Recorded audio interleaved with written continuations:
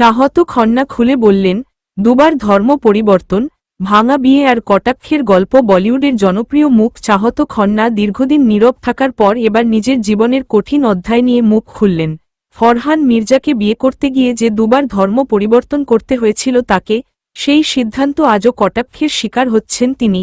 এক সাক্ষাৎকারে আবেগঘন হয়ে নিজের মানসিক যন্ত্রণার কথা জানিয়েছেন এই অভিনেত্রী। 2015-16 সালের দিকে ফরহান মির্জার প্রেম ও বিয়ের গল্পে মাতামাতি করেছিল বলিউডের অন্দর। ফরহানের জন্য ধর্ম পরিবর্তন করে চাহত নাম নিয়েছিলেন ফরহান বেগম, কিন্তু সেই বিয়ে বেশি দিন টেকেনি। 2019 সালের দিকে সম্পর্ক ভাঙে, তারপর আইনি প্রক্রিয়ায় ফের আগের ধর্মে ফিরে আসেন চাহত।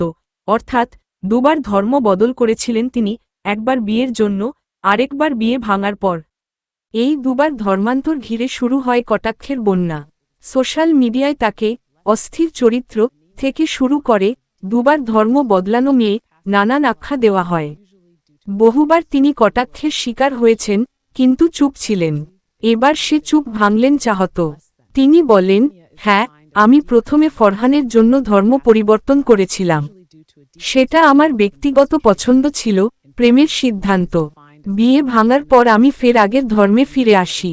এটাও আমার নিজের আস্থার ব্যাপার। কিন্তু সমাজ আমায় কটাক্ষ করতে ছাড়েনি। কেউ বোঝেনি, ভাঙা বিয়ে মানেই মেয়ের জীবন থেমে যায় না। আরও বলেন, আমি ভুল করেছিলাম, সেটা স্বীকার করতে আমার লজ্জা নেই। কিন্তু সেই ভুলের জন্য আজীবন কটাক্ষ সইতে হবে?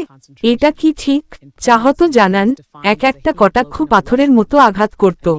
যখন নিজেকে নতুন করে গড়ার চেষ্টা করছেন, ঠিক তখনই সমাজের আঙুল তাকে বারবার ভাঙার চেষ্টা করেছে।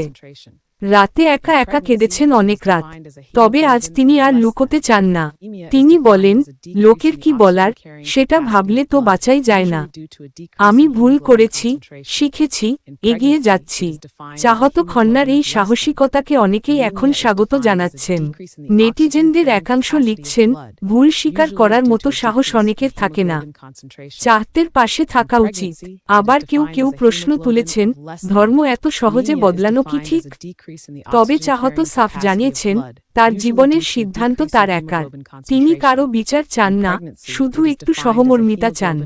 সমাজের দৃষ্টিভঙ্গি বদলানো কঠিন, কিন্তু চাহতের মতো কণ্ঠস্বরাই হয়তো একদিন সেটা সম্ভব করবে। ভুলের বিচার নয়, বাঁচার অধিকার চান তিনি, এটাই তার বার্তা।